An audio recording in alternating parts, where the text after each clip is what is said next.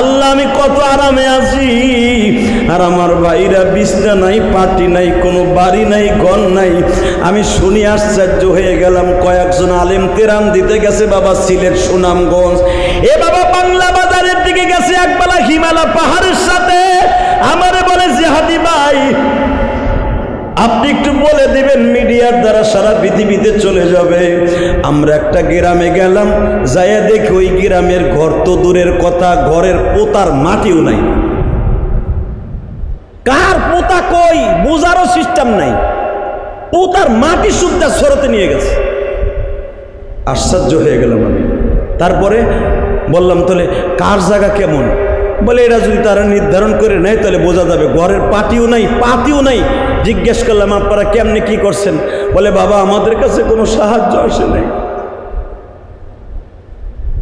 আমাদের কাছে কোনো সাহায্য আসে নাই। এখনো দেখলাম পানি টাইনে গেছে, পোতার মাটি নাই, একবার সমান, আরাফার মাঠের মতো সমান। আমি জিজ্ঞেস করলাম, ওই আলেমরা জিজ্ঞেস করছে তাহলে আপনারা কেমনে কি করছেন?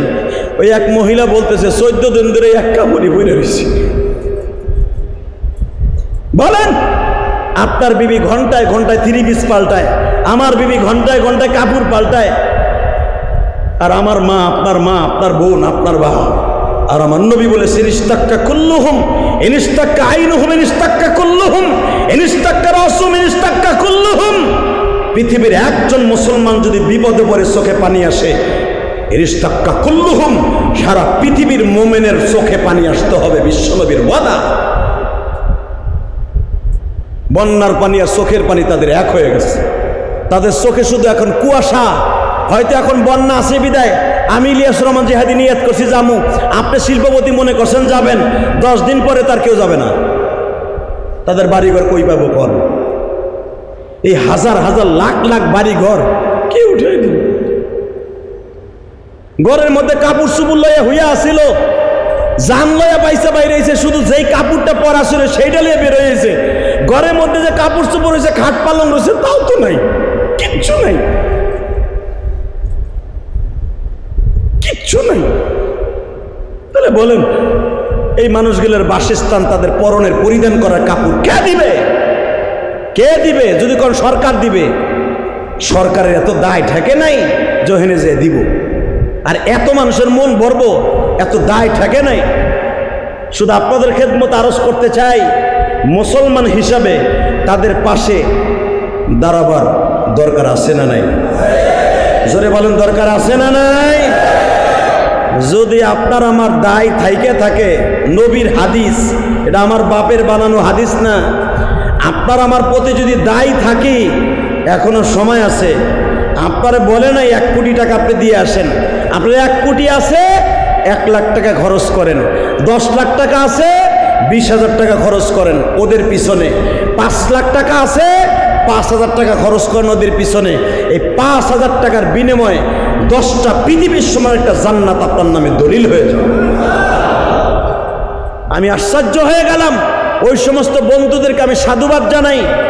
স্কুল কলেজের বন্ধুরা ঠোঙ্গা দিয়া, কাগজ দিয়া, বাক্সর মতো বানায়া মানুষের দোকান দোকানে ভিক্ষা করতেছে।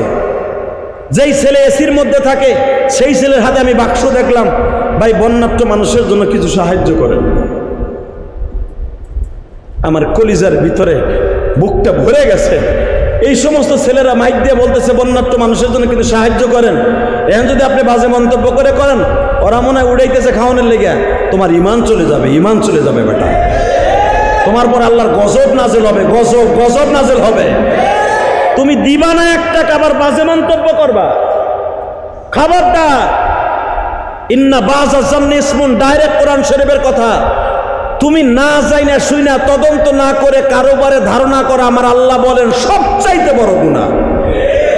এটা হাদিসও না, ডাইরেক্ট কোরআন শরীফের আয়াত। ইন্না বাযা জান্নি ইসমুন। অনেক মানুষ দেখলাম বাজে মন্তব্য করেন, কয় যে ছেলেরা বন্যার একটা সুযোগ হয়েছে, চান্দা উঠে উঠে মনে ওরা খায়। খবরদার, এই নিয়ত মাথার মধ্যে করবেন না। বন্যার্থ মানুষের জন্য টাকা উঠে কেউ তার নিজের পকেটে ঢুকায় না।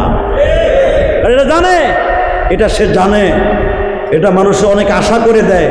এই যে উলামা একরাম লক্ষ লক্ষ কোটি কোটি টাকা দান করতেছে। মনে রাখবেন, এদের দায়িত্ব আছে বিদায় এরা মাজায় কাপড়ের কাপড় বাইন্ধে নেমে গেছে। এদের পাশে দাঁড়াবার দরকার আছে না নাই? জোরে বলেন, দরকার আছে না নাই? আপনি আরামে খাবেন, ঢাকায় চলবেন, আর গরিব মানুষগুলা না খায়া মরবে না। ইসলাম এটা বলে নাই। ইসলাম এটাই বলেছে, আর যদি আপনি না দেন, যায় দেখেন এখন খ্রিস্টানরা আস্তানা গাড়বে, কাদিয়ানিরা আস্তানা গাড়বে। কেন গাড়বে জানো? মানুষ, সব মানুষগুলা দুইটা জিনিসের কাছে দুর্বল। একটা হলো নারী, আর একটা হলো বাড়ি। দুইটা জিনিসের কাছে সবাই দুর্বল। একটা হলো নারীর কাছে দুর্বল মানুষগুলি, যারা ধনট্টবান, নারীর কাছে সব আল্লাহর ওলিরা দুর্বল। আর টাকার কাছে, বাড়ি গাড়ির কাছে সবাই দুর্বল। আজকে ইমান চোরেরা ইমান চুরি করে নিয়ে যাবে। কারণ কি জানেন? যখন কাদিয়ানির গোষ্ঠী বলবে তোমার ঘর উঠাই দিব, আমাকে দলে আসতে হবে, তুমি হুজুর তো আর তুমি শিল্পপতিতে যাবা না ওদের কাছে। ওদের ঘর পাওয়ার লোভে ও কাদিয়ানি হয়ে যাবে। কথা বলেন না কেন? এই যে কাদিয়ানি যে হলো তোমার কারণে, তুমি ভাইবো না যে ওরটা হয়েছে তাতে আমার কি। ও শুধু একা জাহান্নামে যাবে না, তুমিও যাবা। তুমিও জাহান্নামে যাবা, কারণ তোমার ধন ছিল, ওর পাশে দাঁড়াও নাই। ওই খ্রিস্টান এখন আস্তানা গাড়বে, গেরাক, তারিতাস, বিভিন্ন গ্রামীণ ব্যাংক, এরা ওখানে ঢুকে পড়বে। এখন ঢুকে যাইয়া মানুষকে বলবে বিনা পয়সায় তোমাকে ক্ষণ দেব, ঋণ দিব। মানুষ তো টাকার কাছে দুর্বল, ছেলেমেয়ের কাছে দুর্বল, নারীর কাছে দুর্বল। ছেলেমেয়ে বাঁচাইতে হলে অবশ্যই জীবন বাঁচাইতে হইব। জীবন বাঁচানো আগে ইমান পরে। হুজুররা পরের কথা কয়, ওরা চাইরে না, দেয় না, অতএব অকথা শোনা যাবে না। খ্রিস্টানরা আগায় আছে, ওর অকথাই শুনবো। অকথা শুই না, জীবন বাঁচাবার জন্য চিরতরে জাহান্নাম দলিল করে নিল। এই জন্য তুমি আর আমি বেঁচে যাব না, তোমার আমার কিয়ামতের মাঠে রব্বে কারিমের কাছে হিসাব দিতে হবে। কথা বলেন না কেন? এই জন্যই তো আমার বিশ্বনবী বলেছেন, হাতে মক্কা এখন হয়ে গেছে। ও সাহাবীরা, তোমরা মনে মনে ভাইবো না মক্কার প্রেসিডেন্ট গিরি আমি নবী মোহাম্মদ নিয়ে নিছি। আমি মোহাম্মদ সাল্লাল্লাহু আলাইহি ওয়াসাল্লাম, মক্কা মদিনা এখন প্রেসিডেন্ট।